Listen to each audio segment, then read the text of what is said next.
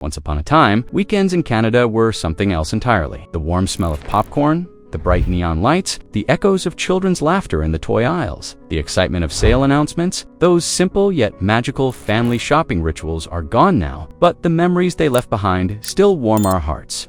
Come, let's go back to that old Canada together. One Zellers, the store that defined growing up in Canada. Close your eyes for a moment and step back into a Canadian Saturday morning in the late 60s or 70s.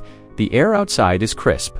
Your parents carry faded cloth bags, and there it is Zellers, glowing in bold red letters like a beacon of childhood. The doors slide open with a soft whoosh, releasing that unmistakable smell: warm popcorn, fresh floor polish, plastic toys, and the distant sizzle of the Zellers restaurant grill. Inside, everything feels bigger than life. Rows of fluorescent lights buzz softly overhead, carts rattle across polished floors, and every aisle hums with families chatting. Kids laughing, parents searching for deals. Your mom drifts toward housewares, running her hand across new towels. Your dad scans the clearance bins near the entrance, hoping to find a bargain.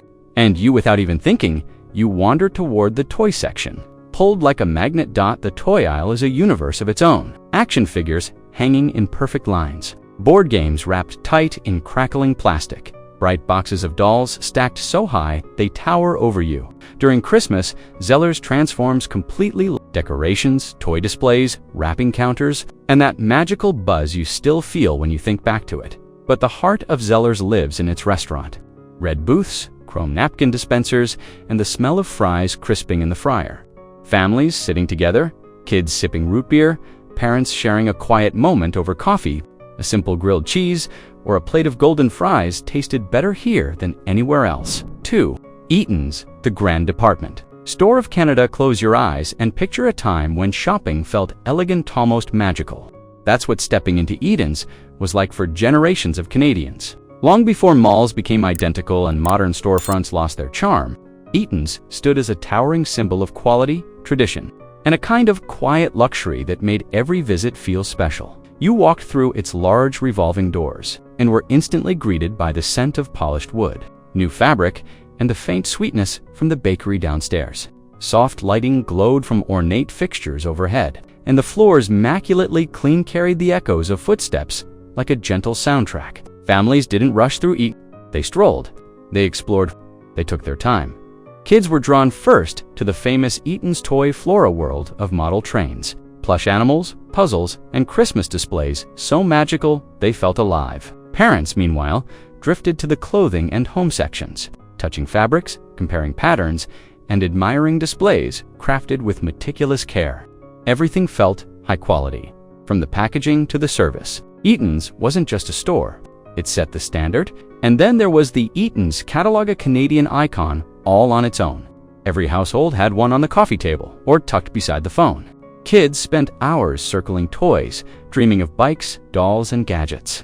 Parents used it to plan holidays, redecorate homes, and choose gifts.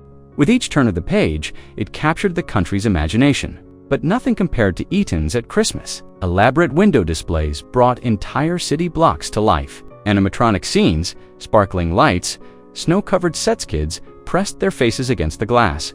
Inside, the store was alive with music, decorations, and a sense of wonder that made the season feel enchanted. 3. Woolco, the pre-Walmart giant of Canadian childhood. Woolco had a kind of energy you could feel the moment you walked in. Busy, bright, a little chaotic, and unmistakably Canadian. Long before Walmart arrived, Woolco was the destination for families looking for deals. School supplies, toys, clothes, and everything in between. It wasn't fancy, but it was alive, buzzing with the sound of rolling carts, loudspeaker announcements, and kids darting between aisles. The store always felt enormous. Wide pathways, towering shelves, and bright red signage made every visit feel like an adventure. Parents loved Woolco for its prices, but kids loved it for one reason: the toy department. It stretched farther than any other discount store, packed with action figures, board games, plastic plates, and those giant aisles of stuffed animals that kids hugged even when they weren't supposed to. And then there was the Woolco snack bar, a memory almost every Canadian shares.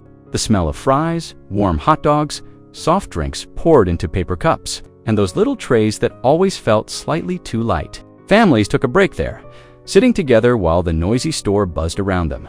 A simple hot dog and a drink felt like a reward. After surviving a long shopping trip, Woolco at Christmas was something else entirely. Shelves overflowing with decorations, artificial trees lined up like a small forest, and aisles filled with toys stacked to the ceiling. Parents tried their best to be subtle as they hid gifts under coats in the cart, while kids stared wide-eyed at everything they wished they could have. It was loud, a bit messy, and wonderfully nostalgic. Woolco wasn't just a store, it was a part of growing up in Canada.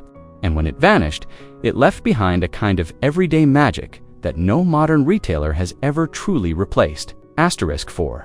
Consumers distributing Canada's most mysterious store. Consumers distributing was unlike any store Canadian kids had ever seen. It didn't have aisles to wander, shelves to browse, or displays to touch. Instead, it felt more like a secret warehouse, disguised as a store place, where everything you wanted lived behind a mysterious back room that only the employees ever got to see when you walked in. You were greeted not by products, but by catalogs. Thick, heavy, glossy catalogs stacked on long tables, each one filled with photographs of toys, electronics, jewelry, and household items. Kids would sit and flip through them like treasure maps, circling toys with dull pencils, dreaming about the day they might check one off. Once you found something you wanted, the real ritual began. You filled out a small carbon copy slip, writing down the item number with shaky excitement. Then you handed it to the clerk at the front counter. They disappeared into that magical storage area no customer ever entered. Those few minutes of waiting felt endless. Kids stood on their toes, staring at the PIC door like it was a portal. Sometimes the clerk returned carrying a box, and the moment felt electric you'd actually gotten the item you hoped for. But other times, they came back with that dreaded slip, stamped out of stock, and your heart sank. No store delivered joy and disappointment so dramatically. It was retail roulette. The pickup counter itself had a special atmosphere. The faint smell of cardboard, the constant rumble of conveyor belts, the soft buzz of fluorescent lights. Everything felt industrial, efficient, almost futuristic for its time. Parents loved the prices. Kids loved the suspense. 5. Towers. The neighborhood department store. Canadians loved Towers was the kind of store that felt like it belonged to the neighborhood, small enough to feel familiar, but big enough to have everything a family needed. Before massive chains took over, Towers stood as a warm, reliable presence in plazas across Canada. Its bright red logo, shaped like a miniature tower, calling out to families on weekend errands. Stepping inside felt comforting. The lighting was softer than other discount stores, the aisles narrower, the shelves lower, giving Towers a homey, almost community-centered atmosphere. Parents appreciated that they could find clothing, housewares, toys, and seasonal items without getting lost in endless aisles. Kids loved that every visit felt manageable. They didn't get swallowed by a giant store. Towers felt human. The toy section, while smaller than Woolco or Zellers, had a charm of its own. The shelves were tightly packed with puzzles, dolls, plastic cars, model kits, and small boxed games kids could grab with both hands. It was the type of aisle where kids discovered surprise treasures, off-brand toys, rare finds, or discounted items that felt like secret riches. But the true heart of Towers was its staff. Many shoppers remember employees greeting regular customers by name, chatting about families, and offering help with a sincerity that made the store feel like part of the community. It wasn't unusual for employees to stay for years, sometimes decades, becoming familiar faces that made the store feel safe and predictable. 6K Mart Canada, Blue Light Specials, and Childhood. Excitement. Kmart Canada wasn't just another discount store, it was a full sensory experience. The moment you walked in, you were met with that unmistakable mix of floor polish, fresh clothing, popcorn from the snack counter, and the soft hum of fluorescent lights. For many Canadian families, Kmart was the affordable, reliable place for school shopping, holiday decorating, and spontaneous weekend visits. But the real magic, the Blue Light Special, the sudden announcement echoing across the store. Attention, Kmart shoppers, followed by the flash of a blue rotating beacon placed somewhere in the aisles. Kids tugged their parents' sleeves, trying to follow the light like a treasure hunt. Sometimes it was a toy, sometimes a household item, sometimes something no one actually needed, but the excitement was real. The Blue Light Special turned everyday shopping into an event. The store itself had a layout burned into memory. Long aisles of clothing with metal racks that clinked as you pushed through them. A spacious seasonal section filled with artificial trees and Halloween costumes.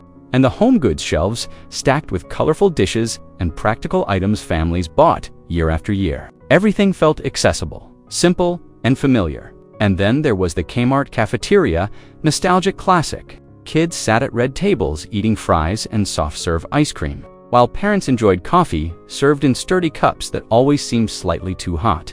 The cafeteria was more than a break. It was part of the ritual, a reward for finishing the shopping. Or sometimes the only reason kids behaved long enough to get through it. Kmart at Christmas was unforgettable. Decorations hung from the ceiling, toy aisles doubled in size, and shelves overflowed with board games, dolls, action figures, and those perfectly wrapped gift sets that looked so fancy to a child's eyes. Parents hid presents in the cart under coats, hoping kids wouldn't notice. 7. Woodward's, home of the legendary $1.49 day. Close your eyes and step back into a Pacific Northwest morning in the 1960s, 70s, or 80s. Fog hangs low over the streets, the air is damp, and every Canadian on the West Coast knows what day it is. The day of the famous jingle that still echoes in memory, $1.49 day. Tuesday, walking into Woodward's felt like stepping into a world of warmth and tradition. The entrance doors swung open to the smell of fresh bread drifting up from the bakery, mingling with the scent of new clothing, polished wood counters, and the faint sweetness of the in-store candy section. Soft, warm lighting bathed everything in a golden glow, and the floors immaculately kept reflected it like gentle ripples. Every department felt alive. The housewares floor buzzed with families searching for deals. The clothing section neatly arranged with quality fabrics that mothers loved to touch. And the grocery floor famous for its freshness offered produce stacked with care and pride. The employees, many of whom worked there for years, moved with a calm confidence that made the store feel like a well-run community hub rather than just a retailer. But nothing compared to the energy of $1.49 day. Crowds filled the aisles early. Seniors, families, kids, bargain hunters, everyone came. The excitement was real. Special sales, limited time deals, and the unmistakable sound of laughter and chatter that filled the building.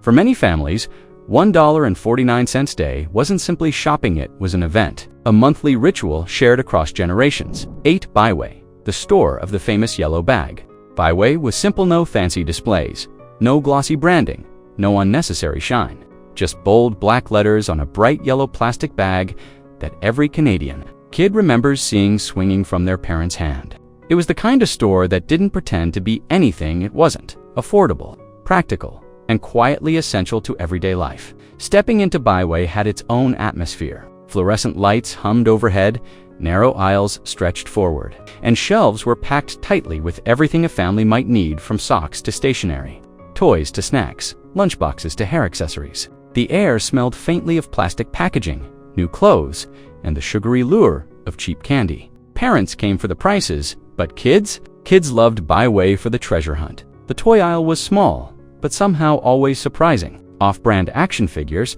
tiny die-cast cars, rainbow-colored bouncy balls, sticker packs, yo-yos, dolls, puzzles, things you didn't know you wanted until you held them in your hands. The school supply section was another favorite. Notebooks with shiny covers, multicolored pens, pencil cases with cartoon characters, erasers shaped like animals. Preparing for the school year felt exciting here. The clothing section carried basics: shirts, underwear, socks, gloves, hat sit-ems that families bought in stacks because the prices felt unbeatable. Everything came in simple packaging. Everything felt accessible, and who could forget the famous yellow plastic bag? Light, crinkly, bold, and instantly recognizable. Seeing someone carrying one meant they'd found a deal. For many families, BiWay wasn't a luxury, it was a lifeline.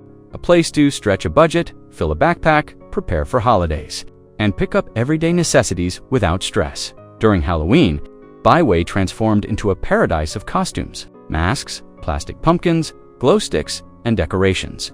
At Christmas, the shelves overflowed with stockings, wrapping paper, toys, candies, and bargain surprises that kids begged to take home. 9. Sam the Record Man, Canada's temple of music before playlists. Before streaming, before digital downloads, there was Sam the Record Man. Picture it, Yonge Street at night, the glow of neon signs reflecting on wet pavement, and at the center of it all, the iconic twin spinning records, bright, bold, unforgettable. Sam the Record Man wasn't just a music store. It was the beating heart of Canadian music culture. Walking through its doors meant being hit instantly with the smell of fresh vinyl cardboard sleeves, glossy covers, shrink wrap, and ink from freshly printed album notes. Long aisles stretched forward like a maze, filled with row after row of albums, tapes, and later CDs, each shelf tightly packed with stories, emotions, and sounds waiting to be discovered. Teens flocked there after school, backpacks still on, allowance money burning in their pockets. Music lovers came on weekends, browsing for hours, flipping quickly but gently through vinyl covers.